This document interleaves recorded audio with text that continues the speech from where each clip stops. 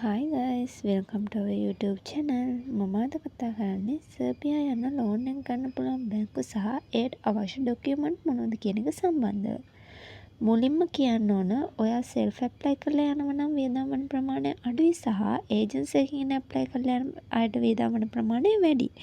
මම අද කතා කරන්නේ ඒජන්සි එකකින් apply කරලා යන අයට මේ ලෝන් එක ගන්න පුළුවන් කොහොමද කියන එක සම්බන්ධව. ඔයාට මේ ලෝන් එක ගන්න පුළුවන් වෙන්නේ ඔයා ඇප්ලයි කරලා තියෙන ඒජන්සි එක බෑක්ලිස්ට් වැටිච්ච නැති ඒජන්සි එකක් වෙන්න ඕන සහ ඒ ඒජන්සි එක අනිවාර්යයෙන්ම විදේශ සේවා නියුක්ති කාර්යාංශය ලියාපදිංචි වෙලා තියෙන්න ඕන. ඒ දේ අනිවාර්යයෙන්ම තියෙන්න ඕන. මොකද ඔයාලට ලෝන් එක ගන්න පුළුවන් වෙන්නේ ඒ දේවල් බලලා තමයි ඔයාලට ලෝන් එක දෙන්නේ. ඊට පස්සේ මුලින්ම ඔයාලට ළඟම තියෙන නගරයේ පීපල්ස් බැංක් එකට ගිහින් කතා කරන්න. ඒකේ ඉන්න මැනේජර් එක්ක හරි ලෝන් සම්බන්ධ වෙන ලෝන් ඔෆිසර් එක්ක හරි කතා කරලා කියන්න ඔයාලා සර්බියා කන්ට්‍රි එකට යන්න ඉන්නවා. ඔයාලට මේ වගේ මුදලක් අවශ්‍යයි වෙලා තියෙනවා. ඒක කොහොමද කරගන්නේ කියලා. සාමාන්‍යයෙන් 1 මිලියන් දෙනවා උපරිම. මීට වඩා අඩුව අවශ්‍ය ගණනක් ඔයාලට ගන්න පුළුවන්. ලෝන් එකට අවශ්‍ය වෙන ඩොකියුමන්ට් කියන්න කලින් කියන්න ඕන මේ ලෝන් එක ගන්න පුළුවන් වෙන්නේ ඔයාගේ වීසා එක ආවට පස්සේ.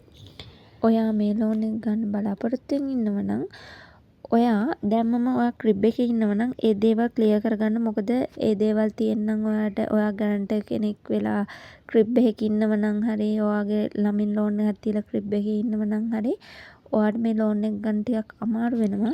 ඒ නිසා ඔයා දැම්මම මේ දේවල් ක්ලියර් කරලා තියාගත්තොත් ඔයාට ඉස්සරහට ලේසි වෙනවා. හරි අපි දැන් මොනවද අවශ්‍ය ඩොකියුමන්ට් කියලා බලමු. ඔයාගේ ග්‍රාමයේ ග්‍රාම සේවකගෙන් ගත්ත ග්‍රාම සේවක සහතිකය, ඔයාගේ වීසා කොපි එක, ඔයාගේ පාස්පෝර්ට් කොපි එක, වර්ක් පර්මිට් කොපි එක, ඇග්‍රීමන්ට් කොපි එක, නැෂනල් ඩෙන්ටිටි කොපි එක. ඊට අමතරව රජය ඇප දෙකක් අවශ්‍ය වෙනවා. ඒක සඳහා අවශ්‍ය ඩොකියුමන්ට් තමයි ඔවුන්ගේ පඩිපිටපත් සහ ඔවුන්ගේ නැෂනල් ඩෙන්ටිටි කොපි. ඒ දෙක සම්පූර්ණ කරගන්න. මීට අමතරව ඔයාට ඒජන්සි එකෙන් අවශ්‍ය වන ලියකියවිලි තමයි ඒජන්සි එකේ වියදම් වලට අදාළව දෙන ඇස්ටිමේට් ලෙටර් එක, බියුරෝ ගෙවන ලද රිසිට් පත හෝ එහි පිටපතක්, ජොබ් ඕඩර් නම්බර් එක. ඔයාට මේ ටිකත් ඔයාගේ ඒජන්සි එකෙන් ලබා දෙනවා. එතකොට ඔයාගේ ලෝන් එක ගන්න ඔයාට ලේසි.